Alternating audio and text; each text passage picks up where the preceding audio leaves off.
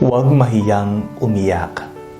Ako po si Father Fiel Pareha at ito po ang ating segment, ang Daily Devotion, na kung saan tayo po ay magdarasal, magbabasa at magninilay kasama ng salita ng Diyos sa buong taon. Manalangin tayo. Sa ngalan ng Ama, ng Anak at ng Espiritu Santo. Amen. Halina, banal na Espiritu, liwanagan mo ang aming puso at isip nang maunawaan at maisabuhay namin ang iyong salita. Amen. Our Bible passage for today is from the Gospel of St. John chapter 20, verses 11 to 16, and I read it for you. But Mary stood weeping outside the tomb. As she wept, she bent over to look into the tomb. And she saw two angels in white, sitting where the body of Jesus had been lying, one at the head and the other at the feet. They said to her, "Woman, why are you weeping?" She said to them, "They have taken away my Lord, and I do not know where they have laid him." When she had said this, she turned round and saw Jesus standing there, but she did not know that it was Jesus.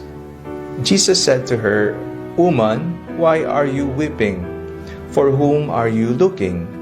Supposing him to be the gardener, she said to him, "Sir, if you have carried him away, tell me where you have laid him, and I will take him away." Jesus said to her, "Mary." She turned and said to him in Hebrew, "Rabboni," which means teacher. Umiiyak ka pa ba? Ano ang mga dahilan?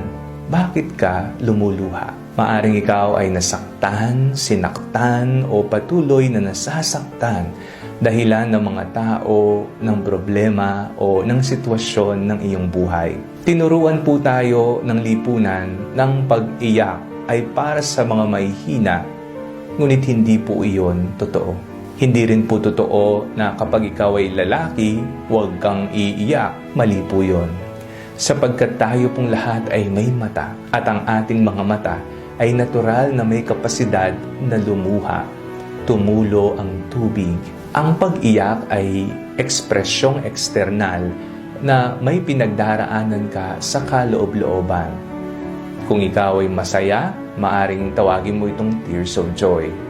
Pero kung ikaw naman ay malungkot, ikaw ay nagdurusa, tears of sadness. Anumang uri ng luha, ito'y nagpapatunay na ikaw ay buhay pa, na ikaw ay normal na tao.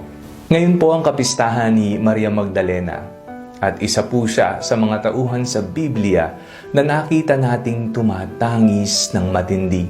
Bakit po siya umiiyak? Siya'y lumuluha sapagkat nawawala ang bangkay ng ating Panginoong Hesukristo.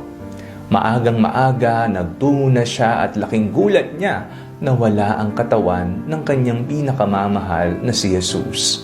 Ano po ang mga kailangan nating iyakan sa buhay?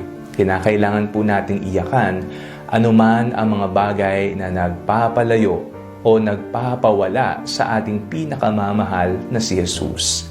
Mga kasalanan, ang paghihiganti, ang kasakiman, at ang iba pang mga bisyo na mayroon tayo na nagpapalayo sa ating pinakamamahal na si Jesus. Umiiyak ka pa ba?